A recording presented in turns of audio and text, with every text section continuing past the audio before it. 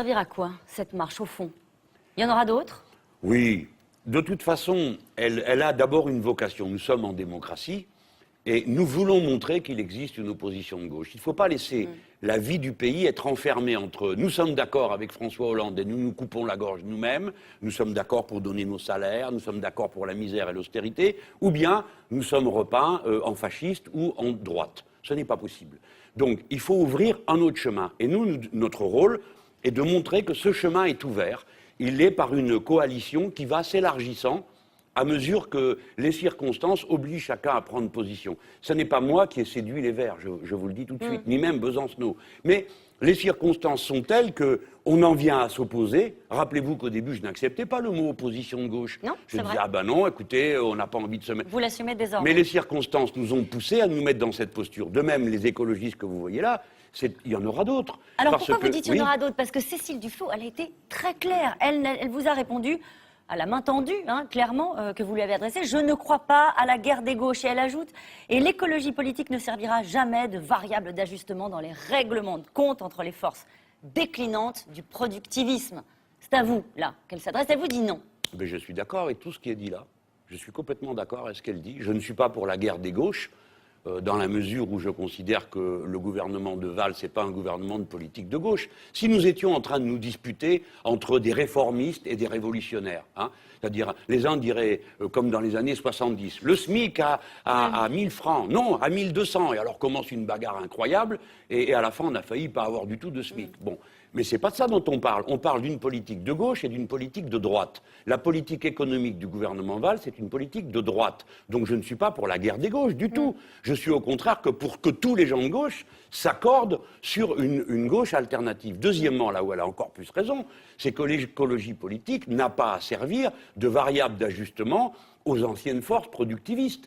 Il faut être le paradigme écologique, c'est-à-dire la vision écologique du futur doit réorganiser toutes nos anciennes convictions. Moi, je suis un éco-socialiste. Je ne suis plus l'homme politique que j'ai été il y a 30 ans, qui était persuadé qu'avec le béton et l'électricité, on allait tout régler. Alors pourquoi vous êtes si sûr de vous? Pourquoi vous dites elle viendra? Ils viendront, les Parce Verts, les que écolos? tous ces gens, il y a un principe de sincérité. Moi, je pars de l'idée que tous ces gens sont sincères. Y compris Valls, il est sincère dans sa conviction. Donc je pense que Mme Duflot, M. Placé sont sincères. Et ils se disent, ça on ne peut pas continuer, il faut essayer autre chose. Bon, très bien, ils vont donc essayer autre chose. Mais où vont-ils trouver des alliés pour faire autre chose, sinon nous? Bon, où vont-ils trouver des alliés, sinon dans l'opposition de gauche qui se trouve à l'intérieur du Parti socialiste, qui n'est pas très courageuse, mais qui est là, qui porte la parole, qui essaye aussi de tirer dans l'autre sens. Donc, leur pente va les amener, un jour ou l'autre, à engager le dialogue avec nous. Et comme nous ne sommes pas rancuniers, nous ne sommes pas sectaires, nous ne demandons à personne de signer des papiers pour récuser leur passé. Alors, nous leur ouvrons les bras. Donc et vous voulez marcher devant, leur dirais-je. Vous voulez marcher devant. Marchez, je porte vos bagages. Si vous voulez. Donc vous êtes un allié des écolos, vous pouvez être aussi un allié de ces députés frondeurs qu'on a entendus cette semaine, qui sont encore socialistes, mais qui disent attention, pas à marche forcée, on veut un pacte de majorité. Est-ce que vous les voyez venir cela? Ou est-ce qu'il va falloir encore attendre un peu? Eux, c'est le plus difficile, pour être honnête. On a beaucoup accusé les Verts d'être très carriéristes, très bons. Mais ils ont une fraîcheur et une souplesse qui leur permet, par exemple, de poser un acte aussi audacieux que de quitter le gouvernement, alors qu'une bonne partie d'entre eux n'en est pas convaincue. Mais Cécile Duflot, je crois, manifeste un sens stratégique. Elle comprend que la partie Valls-Hollande est perdue. Que cette affaire-là nous emmène dans le mur avec des souffrances et que tous ceux qui auront partie liée à cette affaire seront disqualifiés. Alors, elle comprend. Et puis maintenant, elle va se mettre à chercher une solution alternative. Bon. Et forcément, elle va nous rencontrer. De même, les socialistes... Ça s'est pas déjà fait? Ah, on parle un peu, oui. Mais alors, je ne l'ai pas encore vu. Bon. Et je ne veux pas non plus lui faire dire plus que ce qu'elle veut dire, parce que pour l'instant, vous avez raison, elle ne veut pas. Mais je lui dis, il faut, Cécile Duflot, mes camarades, il faut que vous vous accordiez avec nous, parce que nous sommes d'abord de braves gens. Nous méritons, non mais je veux dire, nous méritons la confiance. Regardez, madame, que j'aurais pu, et mes camarades auraient pu courir au gouvernement, se faire régaler de place. J'aurais pu, moi aussi... On vous l'a pas proposé? Si, on nous l'a proposé, bien sûr. Bien sûr, mais ils n'en rêvent que de ça. Comme ça, c'est fini, ils n'ont plus de problème. Vous savez, leur but principal est de faire que nous n'y soyons plus, qu'il n'y ait pas d'alternative. Et pour ça, ils ont toutes sortes de supplétifs qui jouent le rôle de nous faire changer de rôle, à dire oui, mais vous savez, à la fin, au début, ils disaient ça. À la fin, ils viendront pour des places. Ah ben non, nous n'y sommes pas allés. Alors les socialistes, oui. Est-ce que vous les voyez venir? J'espère. Ben, il y a déjà Lim Vanok qui est venu, qui est un économiste de la gauche du parti, un proche d'Henri Emmanuelli. On m'a dit que n'était le fait qu'elle ait raté l'avion, Françoise Castex aurait dû être avec nous dans la manifestation. Moi, j'ai repéré des socialistes dont je ne veux pas dire le nom, sans oublier ceux qui m'ont envoyé des SMS de soutien. Et je sais que les socialistes savent que depuis toujours, je suis un des leurs, je suis un jaurétien. Mais le socialisme historique, à qui je dis deux choses. Premièrement, sortez vite de cette horreur. Ceci va vous discréditer pour des générations. Et deuxièmement, révisez votre logiciel de base. Il faut passer à l'écosocialisme. Ne répétez pas les vieilleries parasyndicales des années 2000. Bon, il y en a un qui vous a adressé un message. Après, on va venir sur des cas concrets, si vous étiez aux responsabilités. Mais juste un mot quand même sur ce... On ne parle pas trop de fond, là. Hein. On va en parler. On va en parler. C'est du fond, quand même, le rassemblement d'une autre gauche. Vous vous battez depuis longtemps pour ça, non?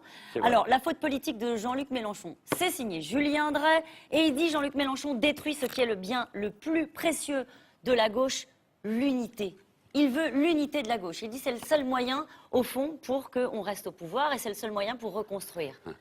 Bon, d'abord, je suis ravi de faire gagner des sous à Julien avec un livre qui porte mon nom, parce que sinon, dans le cas inverse, il n'y serait peut-être pas arrivé aussi bien.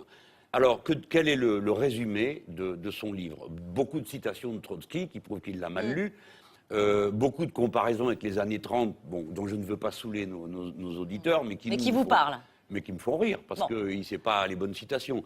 Mais je reviens à la thèse centrale. Il dit l'unité, l'unité. Et il n'y a que l'unité qui permet... Mais c'est vrai, mais l'unité, pourquoi faire? On ne va quand même pas faire l'unité avec Manuel Valls pour donner 50 milliards au patronat, quand même. On ne va pas faire l'unité pour ça. C'est ce que je me tue à dire à Julien et aux autres. Mais comprenez bien qu'on ne peut pas faire l'unité sur une politique qui divise le peuple. Qui divise aujourd'hui la gauche? François Hollande, pas moi. Moi, je ne suis pas au pouvoir. Qui a décidé de faire l'ANI, vous savez, cet accord interprofessionnel? Il a divisé les syndicats. Ensuite, qui a divisé la gauche? C'est pas moi, c'est François Hollande en nommant Valls, l'homme dont les Verts avaient dit si c'est lui, on s'en va. Il le nomme. Ils s'en vont. Qui divise la gauche? François Hollande. Qui a divisé les syndicats? François Hollande. Qui divise les socialistes? François Hollande, encore une fois, en nommant des premiers secrétaires comme ça. Résultat, ce pauvre Cambadélis se retrouve nommé premier secrétaire par l'Élysée, ou un chouï après. Hein. Formellement, quelqu'un a dû voter, je ne sais pas où. Et c'est un homme de valeur, de talent, qui est carbonisé en 30 secondes, et les socialistes maintenant sont divisés entre eux sur cette méthode étrange de désignation d'un premier secrétaire. Non, c'est pas moi qui divise, c'est Hollande. Donc que Drey fasse un livre, La faute de François Hollande, et je lui donnerai les bonnes citations. Et vous l'achèterez, et vous le lirez. Et bien lui, il sera bien obligé de le lire. Vous avez donc une autre gauche qui est en train de se rassembler. Vous dites, je ne suis pas aux responsabilités. Un peu de politique fiction, vous y êtes. Qu'est-ce qu'il y a de tellement différent? 3 mesures très différentes, immédiatement. Ah, alors là, c'est très facile à faire. Hein. Ça, c'est le plus facile pour moi. Et c'est d'ailleurs, je vais vous dire... Alors, si j'étais président... Attendez, non, j'aime pas trop cette comédie-là, parce qu'elle est... mais déjà, commençons par dire une chose. Souvent, je boue, pourquoi? Parce que je me dis, on devrait faire ceci, on devrait faire comme ça. Bon, je vais pas faire du gadget, je pourrais commencer par dire... Ce serait du gadget? Ben, ou est-ce que ça donne du fond à quelque chose que vous expliquez bien avec sûr. vos mots? Résumer une politique en quelques mots, c'est du gadget. Mais je vais quand même le faire pour donner quelques signaux. D'abord, il faut traiter le fond, changer les institutions. Donc, il faut convoquer une constituante. Deuxièmement, il faut désobéir à l'Europe. Il faut dire, nous sommes la 2e puissance du continent. Maintenant, ça suffit de faire la politique des retraités allemands, parce que ça ne peut pas marcher. Une constituante, très vite, qu'est-ce que ça change? Pour les gens qui nous regardent, qu'est-ce que ça change dans le fonctionnement des institutions? Ça change cette organisation invraisemblable du pouvoir que tout le monde dénonce. Il n'y a plus une personne aujourd'hui qui ne dénonce pas la façon monarchique avec laquelle le pays est gouverné, l'éloignement, et qui va s'aggraver. On donne le pouvoir au peuple? Eh bien oui, mais surtout, on redonne cette capacité au peuple de le décider lui-même, pas de penser à sa place. Et en particulier en maintenant les départements, en irriguant les communes, au lieu de les détruire. Vous avez vu que la soi-disant... Alors, la lutte contre le millefeuille, qui a été la distribution entre les grands barons, le millefeuille administratif, disent-ils, aboutit à un appauvrissement de la démocratie. Mais Jean-Luc Mélenchon, c'est très important, franchement, de s'arrêter là-dessus, sur la gouvernance. Vous dites, au fond, on l'a vu tout à l'heure avec ce que vous disiez sur Manuel Valls et François Hollande, ça ne peut plus marcher, la 5e est essorée. changeons le système. Une constituante, il faut redonner la parole au peuple. Comment, très concrètement, dans la gouvernance, qu'est-ce que ça change? Il y a encore un président, il y a encore un Premier ministre, il y a encore une assemblée, Écoutez, il y a encore un dans tous Sénat. les pays que j'ai vus où il y a eu un processus de révolution citoyenne, à quoi moi j'appelle, on fait une constituante pour que le peuple se réapproprie ses institutions. Il n'y a pas d'autre source à la légitimité que la volonté populaire. Il faudrait s'en rappeler. La Ve République est à bout de souffle. Elle a été transformée 22 fois sans qu'on demande son avis au peuple. Je vous rappelle qu'au cours des 10 dernières années, 11 dernières années, on a changé quasiment une fois par an. Il est temps maintenant de la faire rebrasser par le peuple lui-même pour qu'il dise comment il veut organiser les pouvoirs. Et ça changera tout, parce que peut-être qu'on dépoussiérera définitivement la politique dans notre pays. Mais laissez-moi aller, si vous voulez bien, pour que je puisse bénéficier de ce temps de parole dont je dispose. Le deuxième, c'est la rupture avec l'Europe de Mme Merkel. Cette politique est en train d'étouffer les peuples et surtout de les jeter les uns contre les autres. Madame Roux, vous voyez, ce que je crains aujourd'hui, c'est que l'Europe a été inventée, au départ, on voulait qu'elle soit une source de paix. Et je crains qu'elle soit une source de guerre, en opposant les peuples entre eux et dans les peuples. Et enfin, troisième élément, donc cette politique économique d'austérité, il faut y mettre fin. On a un très bon reportage, vous verrez On tout va à le l'heure voir. sur la visite Alors d'Angela je viens Merkel sur en mon Grèce. troisième point.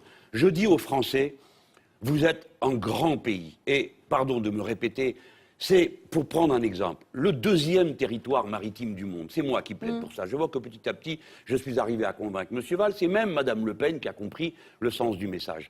Donc, portons cette fierté de se dire, si nous entrons, si nous commençons l'économie de la mer, la France aura une respiration extraordinaire. On créera des dizaines de milliers d'emplois. Elle n'existe pas Et déjà, nous- l'économie de la mer? Elle est balbutiante. Tout est en place. On pourrait démarrer demain si on y mettait les fonds qu'il fallait, la confiance qu'il faut.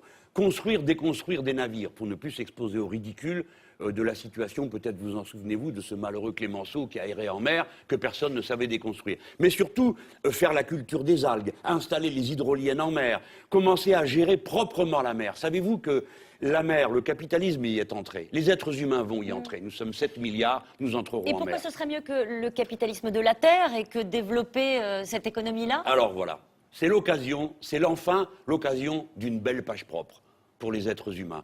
On entre en mer, on commence par arrêter de tout dégueulasser, pardon de l'expression. Hein, donc les puits de pétrole, le ramassage, les nitrates qu'on jette à la mer sans s'en occuper. C'est tragique, vous savez, il flotte un continent de déchets dans l'océan. Il y a 2 zones où il n'y a plus une vie possible en face des côtes aux États-Unis. Donc, enfin, c'est la belle page où on peut dire, tiens, cette fois-ci, on va le faire sérieusement et sans tout meurtrir. Et comme on changera la manière d'être en mer, du coup, on changera la façon de faire à terre. Car on changera les sources d'énergie, par exemple. On pourrait commencer à tourner la page du nucléaire, tout de même. Il faut s'y mettre, non? Vous ne croyez pas? C'est prévu, il paraît. La loi de transition énergétique avant l'été. Il faudrait se dépêcher de prendre une décision, parce que les centrales ont déjà 30 ans, pour certaines 40. Il est temps de tourner la page du nucléaire. Ça n'est pas jeter la pierre à ceux qui travaillent dans le nucléaire aujourd'hui, ni même dire qu'ils Ce sont des emplois, vous le Mais savez oui, bien. mais il faut donc qu'on prenne la relève avec une autre source d'énergie, au moins aussi abondante. C'est pour ça que moi je crois, comme tout le monde est divisé sur le sujet, il faudrait qu'on fasse un référendum sur le nucléaire. Et moi, à ce moment-là, j'exposerai mes idées. Et j'accepterai qu'on me dise, Monsieur Mélenchon, arrêtez de parler, dites-nous comment vous faites. Et à ce moment-là, je dirai, voilà comment nous allons nous y prendre pour remplacer l'énergie nucléaire. Mais vous savez, c'est un chantier pour la science d'abord. Personne ne sait refroidir les déchets. Qu'est-ce qu'on va en faire, Madame Roux? Personne n'a l'air de vraiment s'en soucier. Mais c'est intéressant que vous parliez du nucléaire, parce que toutes ces forces-là qui se sont réunies autour de vous lors de cette marche, il y avait des communistes, on sait bien quelle approche ils ont du nucléaire, il y avait des écolos. Est-ce que vous ne vous retrouveriez pas aux responsabilités avec les mêmes contraintes de faire avancer une majorité avec ces contradictions, avec ces Déjà, divergences? je serai libéré d'une contrainte, c'est le carcan de Madame Merkel. Car moi, je ne lui obéirai pas. Et je ne ferai pas sa politique. Donc je trouverai tout de suite une souplesse budgétaire que nous n'avons pas aujourd'hui. Et deuxièmement, bien sûr qu'il y a des contradictions, mais j'ai la méthode pour les régler. Par exemple, sur le nucléaire, eh bien, allons-y, on discute et on tranche. Mais c'est le peuple qui tranche, tout le peuple. Et chacun donnera ses arguments sur les 2 plans qui nous intéressent. La sécurité d'un côté, l'indépendance, cela va de soi, et enfin, la capacité d'avoir une autre source d'énergie. Mais j'aurai le moyen de le faire. Que propose François Hollande? Il a trouvé tout seul dans son bureau la solution. Ne rien faire, ne pas bouger. Et son indécision, vos décisions. C'est-à-dire qu'un jour, quelqu'un va nous dire, écoutez, tout ce que vous racontez, c'est bien, mais on ne peut plus changer de cap.